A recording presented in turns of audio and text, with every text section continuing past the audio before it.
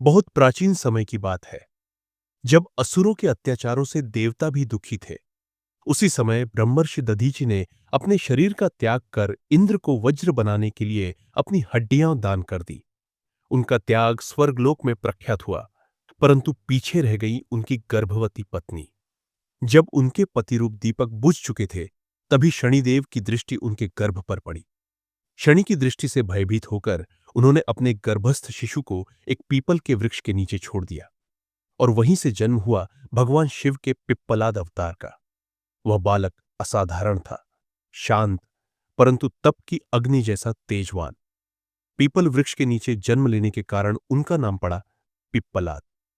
समय बीता और जब उन्हें अपने माता पिता की पीड़ा का सत्य ज्ञात हुआ कि दधीचि अर्षि के वंश पर शनि की दृष्टि के कारण दुख आया, तब उनके भीतर क्रोध का सागर उमड़ पड़ा।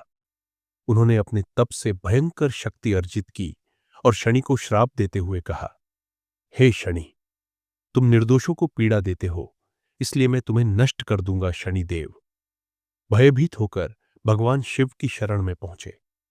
शिव ने प्रसन्न होकर पिप्पलाद के सामने प्रकट होकर कहा, वत्स, शनि जीवों को कष्ट नहीं देते, वे केवल कर्मों का फल प्रदान करते हैं ताकि आत्मा शुद्ध हो सके।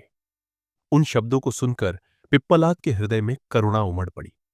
उन्होंने शनि से क्षमा मांगी और अपना श्राप वापस ले लिया। तभी भगवान शिव बोले, हे पिप्पलाद, तुम्हारा यह रूप युग युग तक ज्ञानी और दयालु साधकों के लिए आश्रय बनेगा। किंवदंती है कि जो भक्त श्रद्धा से पिप्पलाद मुनि का ध्यान करता है, उसके शनि दोष और जीवन के कष्ट दूर हो जाते हैं।